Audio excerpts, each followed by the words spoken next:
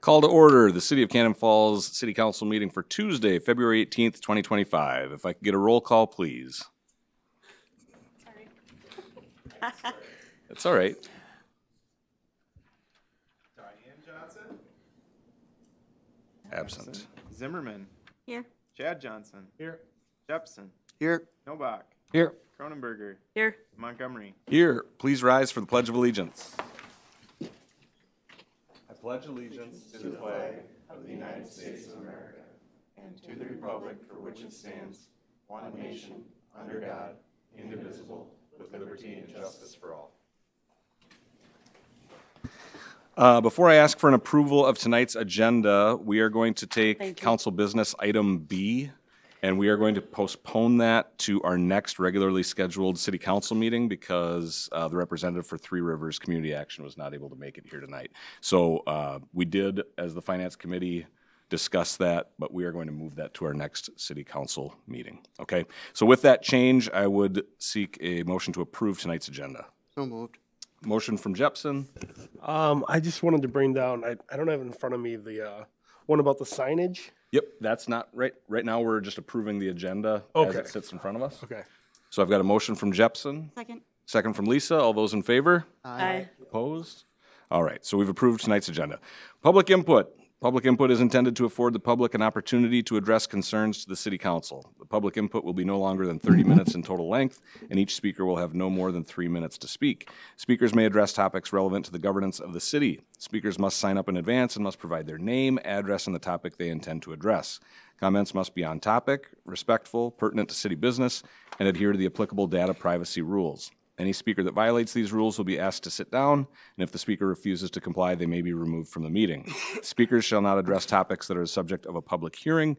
All such comments shall be made at the public hearing. The City Council will not generally act on these issues raised by the public input, but may choose to schedule consideration of the item on a future agenda. Up tonight, Aaron McMahon, Public Works.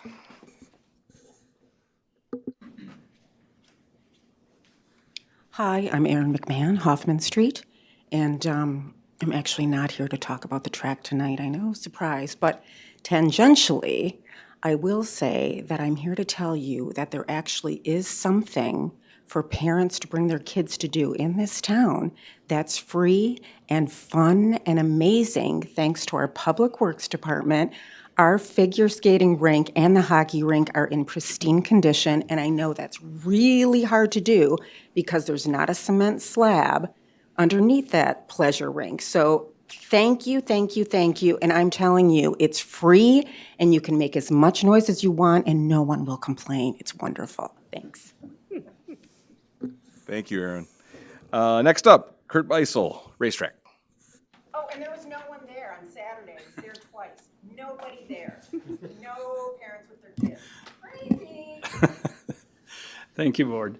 Kurt Beisel, 1231 Minnesota Street West, just up above the fairgrounds. And I am just mentioning a little bit about the track, and that is when, at the last meeting, we had Mr. Novak, council member, had just talked about having a little clarity as to what they're requesting of the track. And I got to say afterwards, it's kind of cloudy. I wasn't sure exactly what that was. So at this time, I'm just asking that the Fair Board or the council just provide a little bit more clarity as to the specific actions directed to the Fair Board and how you would probably go about handling any violations should the directives be ignored.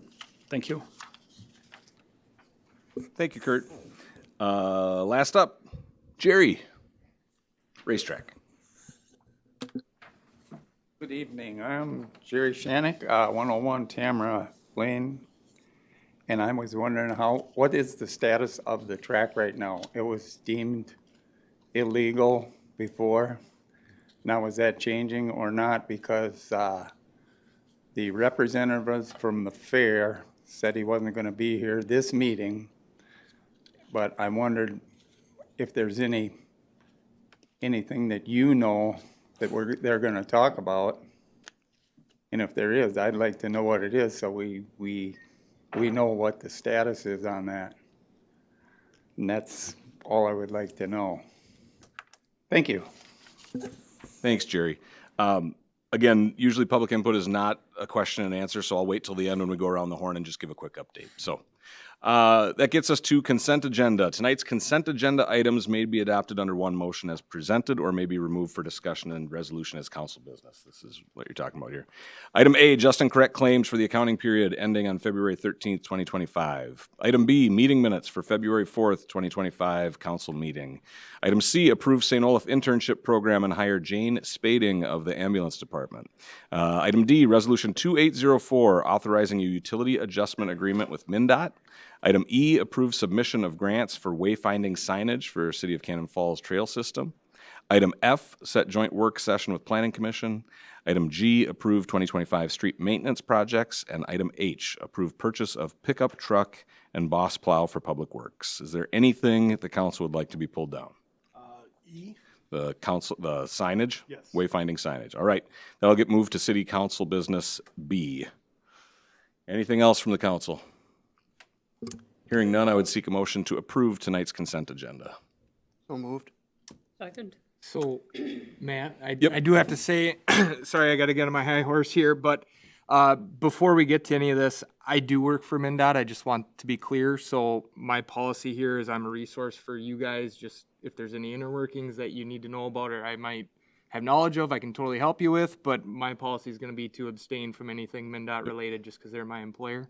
So. Yep, totally And understandable. then on top of that, any opinions are my own, not MnDOT related, I guess, so, yeah.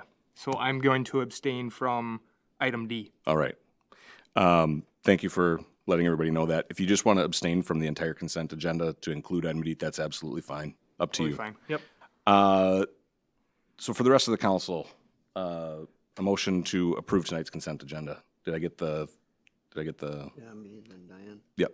All right, so the motion from Jepson, second from Diane. All those in favor, say aye. Aye. No, and abstain. All right. So that gets us to our council business. Item A tonight, Resolution 2805, adopting the active transportation plan for the city of Cannon Falls. Laura, you have a presentation tonight, and I've been told that you are very brief with this. Yeah, because I don't have a voice, Oh, well, so it's gonna be super. bullet points are okay too. Okay. I know it's 97 pages, so. I know, I if you can shortened sum it down that- to 40, and Okay. it's still gonna be shorter than that. All right, there you go. Oh. Okay. Good evening, Mayor and Council. I apologize for my like Stevie Nicks kind of voice. I need to record something while it still sounds like this.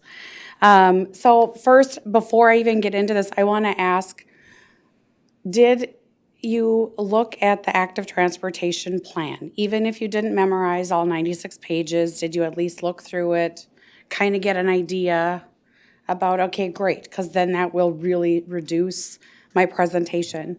So for those new council members that aren't familiar, we started this last year. And the purpose of it basically is to try to create more walkable, bikeable spaces for our residents in the community because we have the beautiful Cannon Valley Trail, we have the beautiful inner city connections, and we have the Milltown State Trail out to Billsby. But we have to think about not just tourism, we have to think about how can our kids get safely to the pool or people walk to the grocery store and all the other places and amenities in town. So over the last year in '24, we spent a lot of time identifying these areas. Really did give us some different perspective. We had different groups that we broke it down. We had some kids from Cannon Kids. We had different people of all different ages, different backgrounds, and we did different areas around town, walking, biking, or I was a pilot car because I didn't have a bike, darn it. Councilmember Johnson, she did participate in the workshops and in the audits. That was really great. But I just want to fly through this pretty quick because what I'm hoping from you tonight is that you will approve this plan so that we can adopt it. Therefore, then any opportunities that come forward for any infrastructure or planning assistance, then we can use this as kind of our foundation to say, hey, we've already done the footwork, literally, figuratively. and say, hey, here's the information that we've provided, here's the engagement we did with our community, and now we would like to do X, Y, and Z based on the information that we have evaluated. Sorry.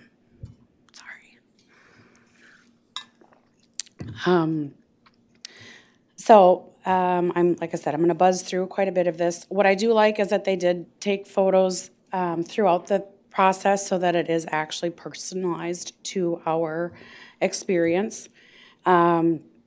I did find that it was interesting that of the people that answered the survey, that 0 people bike to commute as far as to work. 3.5% people will walk, and 1.1% will take some type of transit, and that would be like the Hiawatha transit. These are just the areas that we did our walk and bike audits. So we did the Ridgecrest area, which we also did stop and have a long conversation about the County 17. That road going out to like Primrose, Larkspur, and the Trillium Court area. And we did a downtown walk with some of our business owners, the trailhead, and then of course the school and park, and then biked or pilot car drove to the south end of town to try to figure out what's the easiest, safest way to get to the end of town.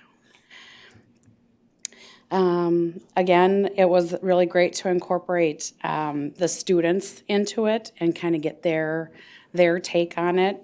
We learned a lot of things that had nothing to do with walking and biking, of course, whenever you engage students.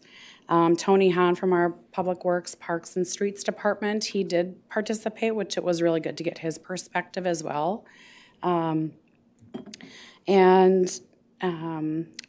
like I said, I'm not gonna walk through all of these things, but what's good is that it really kind of did identify what some of the key observations were, which feeds into the other line item that you pulled down that we'll talk about too, is the lack of wayfinding, hence the other request that will be in front of you tonight as well. What we did find also, even during our 2-day walk and bike audit, was how many people were coming off of the trail and they're by the fire hall and they don't know which way to go, or they come into downtown and they're like, now what? So, I mean, yes, people have their phones, but most of the time, so it's trying to figure out how can we make those spaces as we do construction projects and do mill and overlay projects or whatever it might be. How can we incorporate some of those projects and make them more identifiable, with whether it is with signage, it's with striping, whatever it might be. So, and then obviously also dealing with the topography in Cannon Falls. It's easy to get there one way, but it's not on the way back, or vice versa. So this is just the interactive map comments, some of the things that we heard, learned, and what were some of the goals. The existing network, this again I thought was really interesting. The sidewalks, the blue are the existing sidewalks, the red is the existing trails, the green is the Cannon Valley Trail. But I thought that it was interesting that of the bike lanes that are technically in Cannon that are identified, there's only 0.25 actual bike lanes in Cannon. And I think that that's actually that striped area between like the pool to like the John Birch Park, Mill Street Bridge. That's about the only area in town that's actually not a trail, but I mean dedicated as a bike and walk trail. So these are some of the areas that we kind of determined would be our short, middle, or long-term goals. The kind of, I don't know actually what that symbol is. It's not a cross. I don't know what it is. But anyway, the short-term catalyst crossing. So those would be kind of our demonstration projects. Unfortunately, Chris, if you have power, we weren't able to get our demonstration projects installed like we were supposed to have done in August or September because we couldn't get District 6 to respond to us. So we're hoping to get them done this spring yet. And then because there is still a budget that was allocated to this project so that we could put in some temporary striping or stanchions or something like that so that we can test it, so that we can, when there becomes grant or applications or grants available, we can say, hey, we did this. This is what the outcome was. It did slow traffic. It did calm traffic. It did make the lazy drivers stay in the lane, whatever it might be, so we can test drive some of these projects. Anyway, so again, I'm not going to read all of this to you. These are just some of the areas that we identified and some of the alternatives. And anytime that I have an engineer on the phone, I always say, hey, Bill, or hey, Jesse, can we do this? I usually get a no, but I always try since I have them on the phone.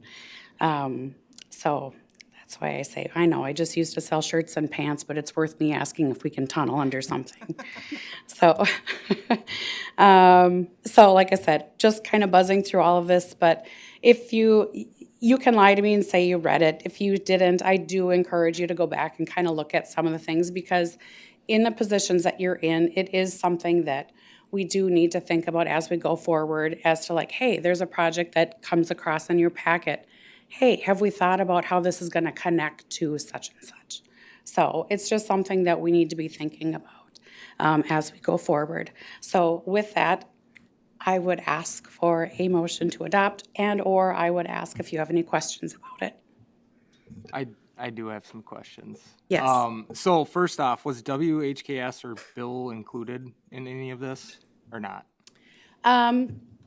He was, they were aware of it. We didn't include Bill in like all of our meetings or anything because Yeah, we weren't going to pay him to come and walk and bike around town, honestly. yeah.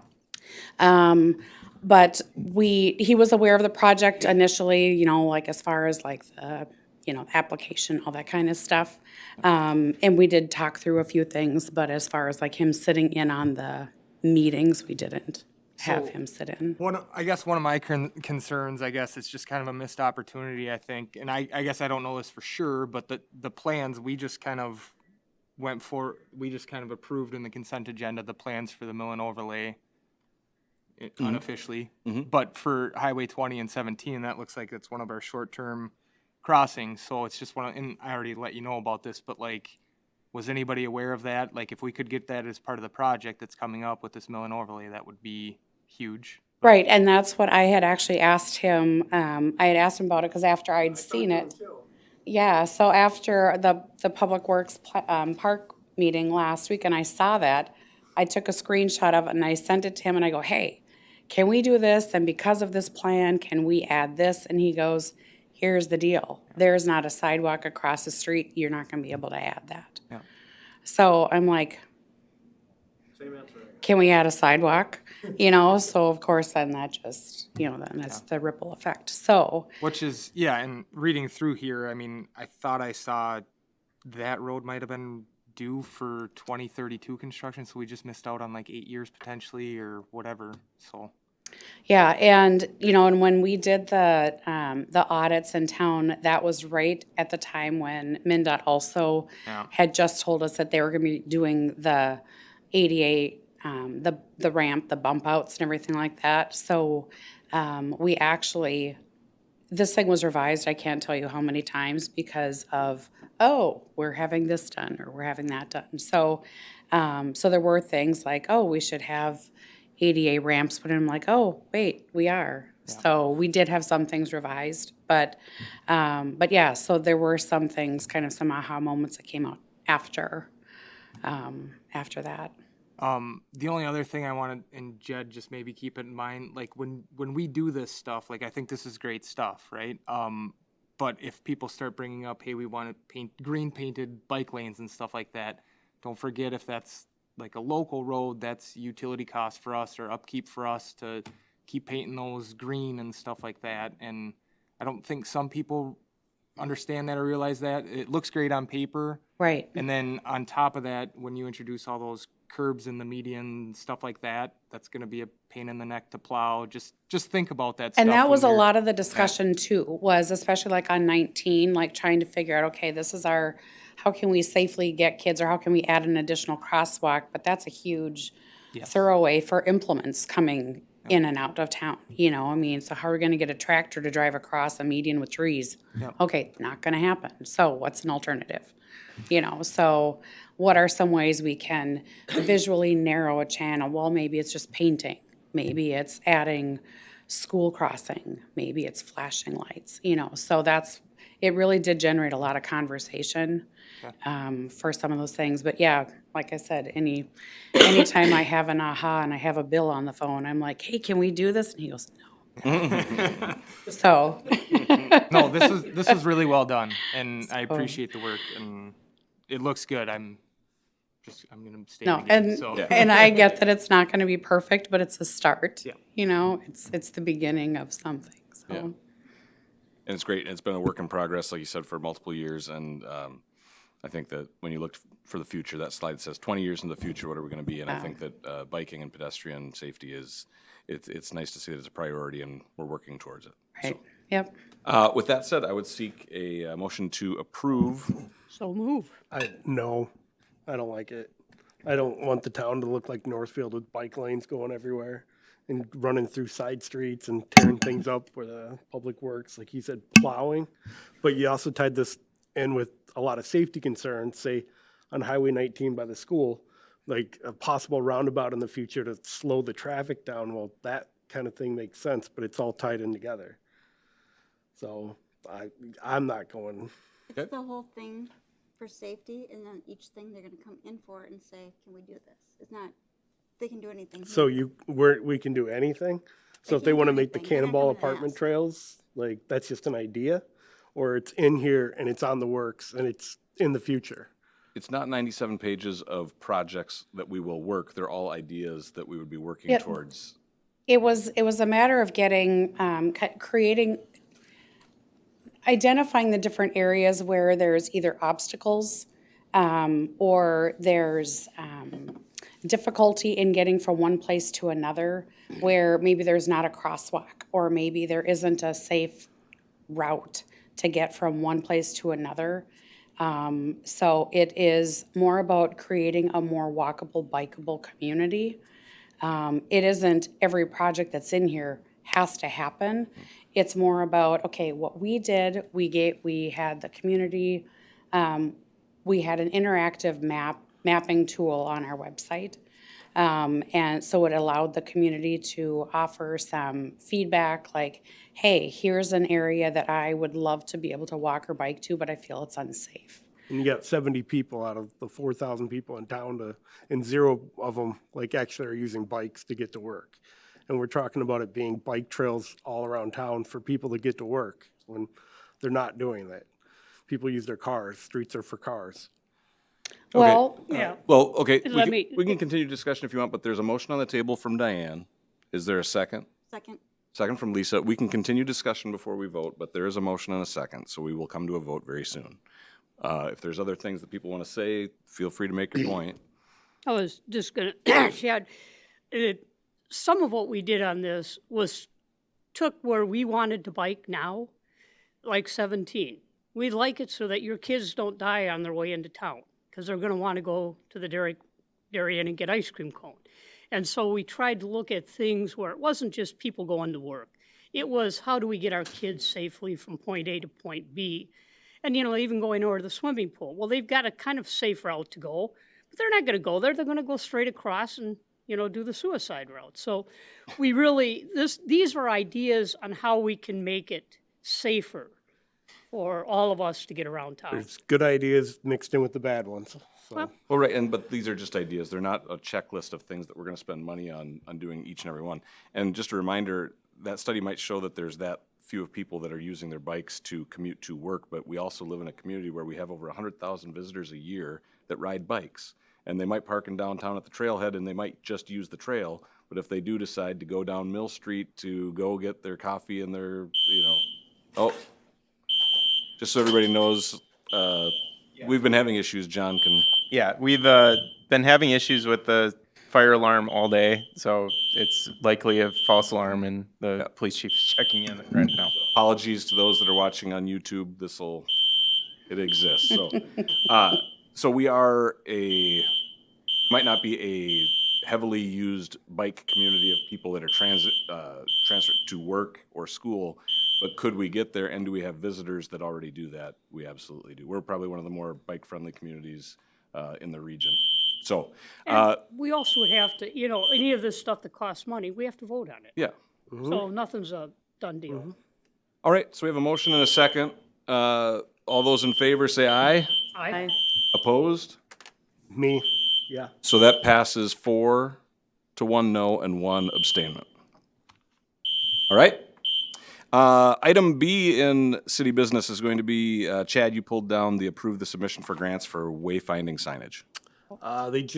The signs I assume in the picture were the worst of them, and they just looked like they needed painted. And you're talking $6,000 for signs, so $2,000 for one sign. Seemed kind of ridiculous. You get a grant and it covers half of it, but I mean, a bucket of paint's a lot cheaper, and you could probably get 5 more years out of it. I used to have to paint my picket fence, and I do it every 10 years. Jed or Laura, I know that Laura, your name is attached to it, but it's also a Public Works, so whoever wants to field this one. So there are several signs that at the post where they've weed whacked around it, they're about to fall over. So complete reconditioning of the complete sign is needed. Also, the grant will cover the signage. It is what do you call it, Laura? Yeah, SHIP grant, and then, yeah. So the grant will cover most of the signage, and the part that the Public Works would cover, or the money that we'd put in or whatever, we would do, it would fall under labor. We'd install the signs and whatnot. So in kind, yeah, the 10% in kind. So really work that we'd put into it anyway to paint it or whatever, we've just, the grant should cover all the signs and materials. The in-kind would be the labor installing them. They have a 10-year warranty in case someone comes spray paints them or runs their car through them? They actually are coated with a Graffiti anti-graffiti resistant coating. Okay. So, But the idea also is, each park, if you've noticed, like they've started replacing like the park naming sign in each of the parks, and like East side, right on 19 is Yep. very visible. Yep, so they're planning on replacing each of those, but the idea is also to like start freshening up and updating the other signage so that it looks nicer. It's easier to read. I mean, They do look nice. It just Right. seems expensive. well, we have over 100,000 people that come to our community. I mean, I think that it's worth updating some of our signage too, so that it looks more welcoming and not looks like a Girl Scout project. Questions or comments from the rest of the council? I got one question. Yep. Laura, I already emailed you. I don't know if you got the answer. It's totally fine. Did we give a chance for Gemini to quote this just because they're an We're in-town checking business? into it. Perfect. They did not, Scott did not get a quote originally, but we are checking into it. Appreciate it. Yeah, Yep. just, they do a lot for us, or the community and the school and everything, so just a chance Yep. for them to match or anything would be good, I think. Yep, we're checking into it. Thank you. Any other questions or comments from the council? If not, I would seek a motion to approve the submission for grants for wayfinding signage. I'll approve it. Motion from Jep, Second. second from Lisa. All those in favor, say aye. Aye. Opposed? Me? 5 to 1. All right, reports. No, we have to do or, the Three Rivers. Nope, that, you missed the beginning. We amended it. That is being postponed to our next city council meeting. All right, so that gets us to our reports. Laura, if there's anything you'd like to add about the EDA that met earlier this month? I'm trying, it's hard for me to rewind that far, honestly. I did just get a new concept or renderings for our next subdivision of Hardwood Estates today to look at, which is great. And I'm trying to think if there's, we are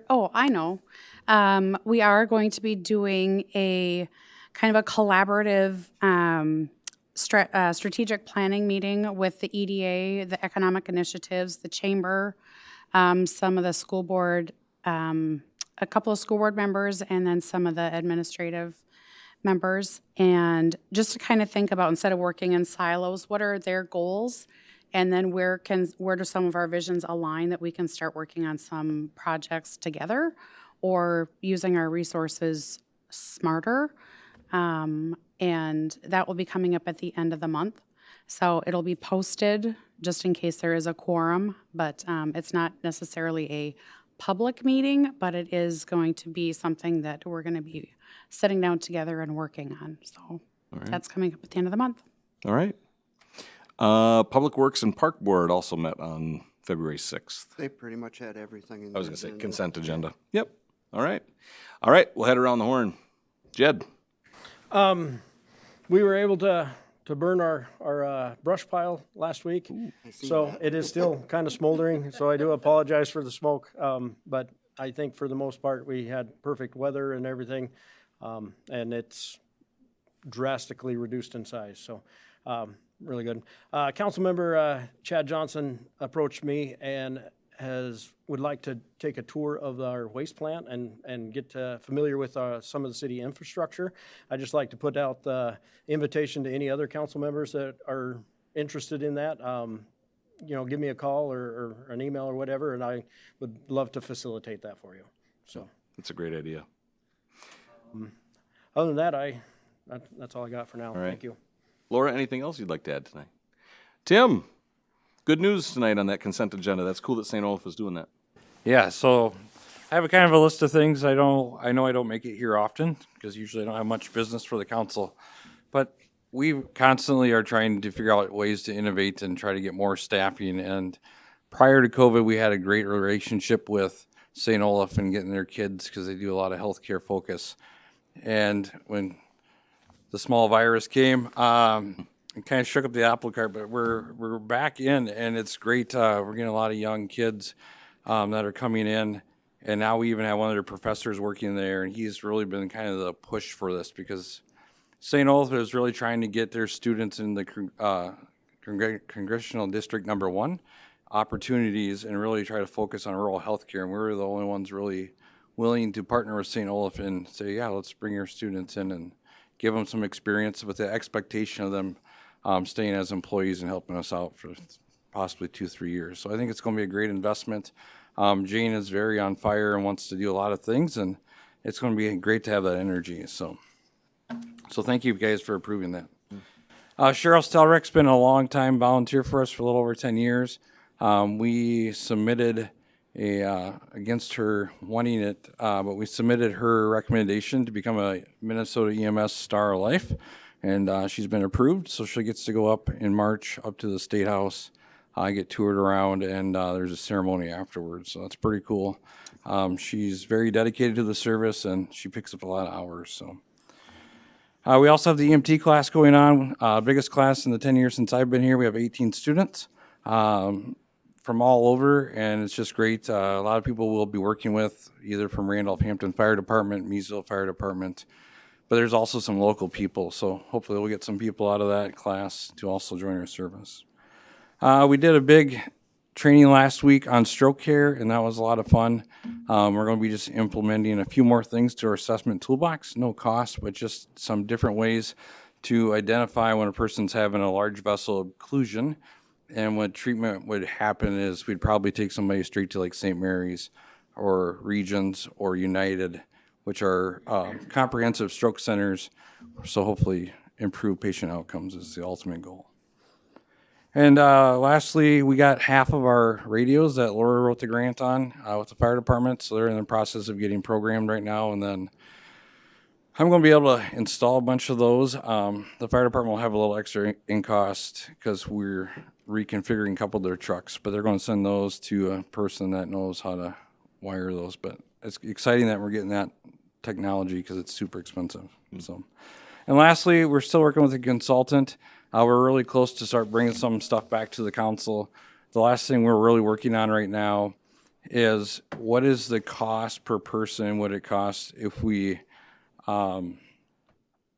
included transfers as the revenue, and what would it be cost not to? Because I've had some conversations just with some township people, and they're just kind of curious what the ultimate cost difference would be per person if we included that revenue, what we're not. So that's kind of a curveball, but I'm glad we have it now so we can give them that data when we start meeting. So, Yeah. So thank you. Awesome. Thank you, Tim. Chief? Well, I don't have a long list like Tim, so I'll just wing it. You may have noticed the temperature is very cold. When it gets like this, our officers will routinely check not just the highways that run through town, but we'll check 52 as well. Obviously, we don't want somebody to be out there disabled for an extended period of time. So if you see them out on 52, that's why. Typically, we don't spend a lot of time out there, but when it gets this cold, it's one of the areas I want them checking. They go from the south end at 24 all the way up to 86 in Dakota and make that kind of loop back through the city. So just be aware of that. The other thing is we'd like to get some more snow. We're going to see some melting. I did get an update from the National Weather Service on flood forecasting. Right now they're putting it at very minimal, but they always throw caveats because of the frost depth. They're concerned that if we get significant amount of rain, we're going to see much more of it run off rather than soaking in until that frost comes out. So just, something to be aware of as we approach that melting season. I don't think we're going to see significant problems, but we'll be monitoring if it starts to rise significantly. That's all I got. Thank you, Chief. Sarah? John? Not much since I've been away for the last couple weeks, so I do want to say thanks to all the staff and for taking care of everything while I was gone. Thank you for the council for the opportunity to have this, allow my family to take this vacation that we had kind of planned before I took this job. So really appreciate that that flexibility. So really glad to be back, even despite the difference in temperatures from where I was to here. But excited to kind of pick up where we have. And then just one other thing. I know I've been trying to schedule this for months now, it feels like, but the strategic planning meeting between us and the council, likely now we're going to be pushing till June because I know the mayor's got some time that he's going to be away, or not June, March. So I'll be sending out some more dates and trying to figure out what best works for us to come together and get that conversation going. Thank you. All right. Laura? I'm good. Chris? Good. Ryan? Good. Diane? Just high five, congratulations to the Bomber dance team. There you go. Good showing at state. Yeah. 24 years or so. Yeah. All right. Lisa? Good. Chad? I don't know if this is the time to bring it up, but are we able to do public input up to 5 minutes? I think it used to be, and we used to take packets and things like that, and then we didn't. So I think those have changed in the last few years. Yeah, something to think about for the future. Okay. Anything else?